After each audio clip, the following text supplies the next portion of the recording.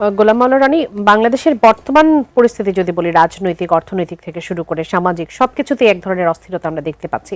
অস্থিরতাটা মনে একটু বেশি, বিশেষ করে আমরা যখন প্রশাসনের কথা বলি, শিক্ষাঙ্গনের কথা বলি, রাজপথ জুড়ে কিন্তু বিক্ষোভ, অবস্থান কর্মসূচি প্রতিনিয়ত এটি বাড়ছে এবং নিত্য নৈমিত্তিক একটা ব্যাপার হয়ে গেছে আমাদের কাছে।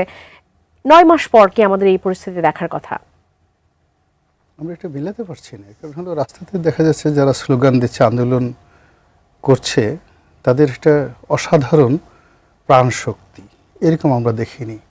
যখন প্রায় 38-39 ডিগ্রি তাপমাত্রা, সে সারাদিন রাস্তায় তারা দাঁড়িয়ে থাকছে, ছেলেরা মেয়েরা অদ্ভুত প্রাণশক্তি নিয়ে তারা স্লোগান দিচ্ছে। তারপর আবার সারা রাত সেখানে শুয়ে থাকছে। এক গ্রুপকে আবার জল কামান দিয়ে গরম পানি দিচ্ছে, আবার তারা দৌড়ে পালায় যাচ্ছে, আবার একটু পরে ফিরে আসছে। এরকম আমরা দেখিনি। আবার আরেকটা গ্রুপ তারা দাঁড়িয়েছে, তাদেরকে ঠান্ডা পানি দেওয়া হচ্ছে, তাদের মাথার উপর আবার বর্ষণ করা হচ্ছে। তো এরকম যে নাটক হচ্ছে প্রায় প্রতিদিনই, সেই নাটকের কবলে পড়ে আপনি যে আজকে শিরোনাম করেছেন, সেই শিরোনামটা আসলে এখন সামাজিকভাবে ট্রেন্ড হচ্ছে না। রাজনীতির কথা আসলে এখন কেউ ভাবছে না। তারপর সংস্কার, তো এখন সংস্কারের কথা চিন্তাই করা যাচ্ছে না। এখন বক্তব্যটা হলো মূলা না বোতল। আজকে এই পুরো দেখলাম যে সামাজিক মাধ্যমগুলোতে মূলা না বোতল, এটাই হলো মূল হলো স্লোগান। 2 নম্বরে যেটা আছে যে মাহফুজ না সান্ডা, সান্ডা সান্ডা সান্ডা। তো এটা আমি আজকে সকাল পর্যন্ত দেখলাম যে এটা ট্রেন্ড হচ্ছে, মাহফুজ না সান্ডা, সান্ডা সান্ডা সান্ডা। আসার সময় আপনার এই অনুষ্ঠানে আমি দেখলাম যে সারা বাংলাদেশে অনলাইনে ভোট হচ্ছে, বিভিন্ন লোককে তারা দাঁড়া করাচ্ছে। এক পাশে ধরুন বিএনপির একজন বড় নেতা, এনসিপির একজন বড় নেতা, অপর পাশে সান্ডা, এবং সান্ডাকে বিনা প্রতিদ্বন্দ্বিতায় নির্বাচিত করছে এই অনলাইনের যারা ভোটাররা আছে, এবং প্রতিপক্ষে যেই দাঁড়াচ্ছে না কেন তাকে কোনো ভোটই দিচ্ছে না। সান্ডা আমাদের হিরো হয়ে গেল। আচ্ছা, সান্ডা এখন হিরো হয়ে গেছে। তো আমি দেখলাম যে মাই গড, এই যে এখন সান্ডাকে নিয়ে যে ঘটনা ঘটছে, তো নেটে দেখলাম যে সান্ডাটা কি, দেখলাম যে সৌদি আরবের একটা মরুর দেশের বিকট প্রাণী, অদ্ভুত তার শরীর। এটা কুমিরও না, এটাকে যাকে বলা হয় আমাদের দেশের যে গুইসাপ বলে, গুইসাপও না, কুমিরও না, অদ্ভুত একটা শরীর, দেখলে ঘৃণা ঘৃণা লাগে। একের পেটটা অস্বাভাবিক মোটা, আবার ও যখন হা করে ওর মুখের মধ্যে গালটা একদম লাল টকটকে, হ্যাঁ, অদ্ভুত একটা চেহারা। দেখুন, আমাদের যে বাংলাদেশে যে আন্দোলনকারী, এই পৃথিবীতে অনেক প্রাণী আছে। এত প্রাণী রেখে তারা খুঁজে এই সান্ডাকে বের করলো। It's a innovation. আমরা হয়তো দেখা যাচ্ছে যে আলবার্ট আইনস্টাইনকে পাইনি, আমরা হয়তো সেই জুলিয়াস সিজারের মতো কোনো বীরকে পাইনি, কিন্তু আমাদের দেশে এরকম বীরকে আমরা পেয়েছি যারা মূলা আবিষ্কার করে ফেলেছে এবং সান্ডা আবিষ্কার করে ফেলেছে। অসাধারণ। এবং এই ট্রেন্ড যে একটা উন্মাদনা চলছে, সেই উন্মাদনার মধ্যে কে ডক্টর মোহাম্মদ ইউনূস, কে মিস্টার হাসনাত, কে আসিফ নজরুল, কে তারেক রহমান সাহেব, কে গোলাম মাওলা রানী, কে আবু আলম শহীদ, বিশ্বাস করেন সবাই একদিকে যাওয়া আর অন্যদিকে মূলা যদি দাঁড় করিয়ে দেওয়া হয়, মূলার গুরুত্ব বেড়ে গেছে এই গত কয়েকদিন। এই যে বোতল, এই যে মূলা, এই যে সান্ডা, এগুলো কেন যেতে যাচ্ছে মানুষের বিপরীতে? এটার জন্য তো আসলে আমি বলতে পারবো না। যারা মনোরোগ বিশেষজ্ঞ আছেন এবং এখন যারা জীবিত অবস্থায় আছেন, এরা কেউ বলতে পারবে না। আপনাকে একেবারে সেই ফ্রয়েডের কাছে যেতে হবে, সেই ঊর্ধ্বলোকে গিয়ে যে ফ্রয়েড, তার কাছে গিয়ে জিজ্ঞাসা করতে হবে। বা আরেকজন স্বপ্ন বিশারদ ছিলেন ইসলামের ইতিহাসে, নাম হলো ইবনে শিরিন, আল্লামা ইবনে শিরিন। তো ওনার কাছে গিয়ে জানতে হবে যে হঠাৎ করে এই বাঙালির মন এবং মননে এই জিনিসগুলো কেন এলো। কিংবা এই যে আমাদের মায়েরা, আমাদের বোনেরা রাস্তায় তারা নেমে গেছে এবং অদ্ভুত রকম ঘটনা দেখবেন যে আমরা সবাই জানি নারীর সাথে নারীরা ফাইট করে, পুরুষের সাথে পুরুষরা ফাইট করে, কিন্তু এখন এই যে নারীর নীতি নিয়ে পুরুষ ভার্সেস নারী তারা ফাইট করে যাচ্ছে। অবরোধ অবগুণ্ঠনধারী যারা রমণী, তাদের যারা স্বামী, তারা তাদের স্ত্রীদের পক্ষে বলছে যে এই যারা এখন নারী নীতি পালন করছে, ওরা এটা, ওরা ওটা, এরা ওটা, আজে বাজে বিশ্রী সব ভাষায় গালাগালি।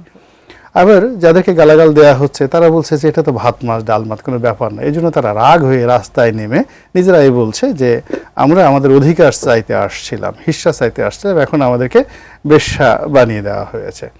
আবার এই কথা শুনে ওই যে অন্য যারা আছে পুরুষ, তাদের প্রতিপক্ষ কিন্তু নারী না, তাদের প্রতিপক্ষ হলো পুরুষ, তারা আবার খুব অকথ্য ভাষায় গালাগাল করছে। তো এই যে সামাজিক যেটা বিবর্তন, আমি ইতিহাসকে যতটুকু পড়লাম এরকম আমি কখনো দেখিনি।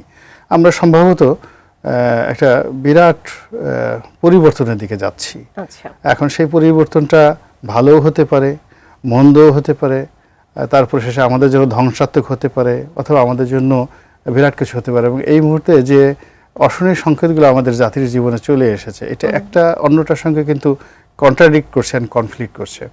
আপনি চিন্তা করুন, চট্টগ্রাম বন্দর মানে এটা হস্তান্তর করা হবে বিদেশিদের কাছে। It's a national port. তো একটা ন্যাশনাল পোর্টে এখানে অনেক সিকিউরিটি ম্যাটার থাকে। আমাদের সেনাবাহিনীর অস্ত্র গোলা বারুদ এই চট্টগ্রাম বন্দর দিয়ে আসবে। তারপর আমাদের যত টাকা ছাপানো হয় বিদেশ থেকে, ডলার বলেন টাকা বলেন, এই আমদানি করা হয়, এগুলোর মাধ্যমে আসবে, সিকিউরিটি পেপার আসবে। তো এই বন্দরের যে টোটাল সার্ভার সিস্টেমটা, এটা ধরেন যারা পরিচালনা করবে তাদের কাছে থাকবে। এখন এই জিনিসটি দিয়ে দেওয়া হচ্ছে বিদেশের কাছে, এবং এই ব্যাপারে ডক্টর মোহাম্মদ ইউনূস তিনি মোটামুটি একেবারে ডিটারমাইন্ড। এবং তিনি যেটা বলছেন যে এই চট্টগ্রাম বন্দর হলো আমাদের বাংলাদেশের হার্ট, এই হার্টে রোগ হয়ে গেছে। তা আমরা যদি আমাদের নিজেদের হার্ট পরিষ্কার করার জন্য সিঙ্গাপুর যেতে পারি, মালয়েশিয়া যেতে পারি, এবং এটা আমাদের হৃদয় অন্যের কাছে খুলে দিতে পারি, তাহলে আমরা এই বন্দর কেন খুলে দিতে পারবো না? অসাধারণ যুক্তি। মানে আমি চিন্তা করি যে এই মহামানব আমাদের বাংলাদেশে এই সময় যদি না আসতেন, আর এই ধরনের যদি তথ্যপত্র না দিতেন, আমাদের যে কি হতো একমাত্র আল্লাহ রাব্বুল আলামিন জানেন। উনি এটা বলছেন। আবার দেখেন, আমরা অলনে ছাড়েন, আমাদের অনেক অভাব আছে, অভিযোগ আছে।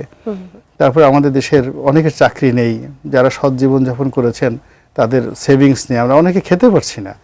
কিন্তু আমাদের ভিতরে মানবতাবোধ এখন এত টনটন করছে যে আমরা এখন 12 থেকে 15 লক্ষ রোহিঙ্গাদেরকে খাওয়াচ্ছি, কিন্তু এরপর আমাদের তেল কমছে না।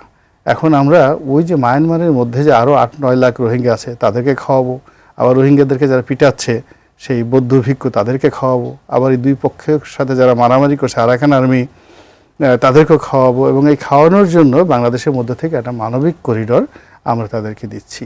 তো আপনি দেখুন, একদিকে অভাব সারা বাংলাদেশে, মানে ব্যবসায়ীরা বলছে চাকরি মানে কর্মসংস্থান নেই, বিনিয়োগ নেই, শ্রমজীবী মানুষ বলছে যে বাজারে দ্রব্যমূল্যের দাম বেড়ে গেছে, তার সঙ্গে সঙ্গে আবার আমাদের মানবতা মানে অনেক একেবারে উথলে পড়ছে।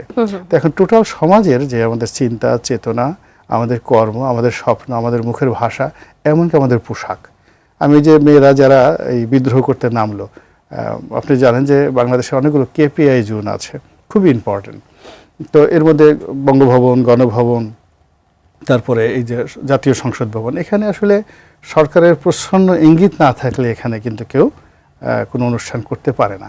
তো এখন এই যে নারীবাদী যে সকল সংগঠন সেখানে অনুষ্ঠান করেছেন, ধরে নিতে হয় যে সরকারের সঙ্গে তাদের একটা গ্রিন সিগন্যাল আছে, আদারওয়াইজ তারা ওখানে করতে পারতেন না। তো তারা সেখানে গেছেন, যাওয়ার পর আমি দেখলাম সবারই একটা অদ্ভুত পোশাক পরে আছেন। মানে আমি নারীবাদীদের বিভিন্ন আন্দোলন দেখেছি বিভিন্ন সময়টাতে, যেহেতু সংবাদপত্রের সাথে ছিলাম আমি দেখেছি। কিন্তু এইবারে নারীদের যে কথা, তারপরে আবার তারা একে অপরের মাথা আশ্রিয়ে দিচ্ছিল। তো ওখানে আবার এক ছেলে এক মেয়ের মাথা আশ্রয় দিচ্ছিল, মেয়েটা আবার ছেলেটার মাথা আশ্রয় দিচ্ছিল। অসাধারণ সব সেখানে দৃশ্য সৃষ্টি হয়েছে। এটা বাংলাদেশের একটা নবোদয়, নতুন সূর্যের একটা উদয়। এখন সেই সূর্যের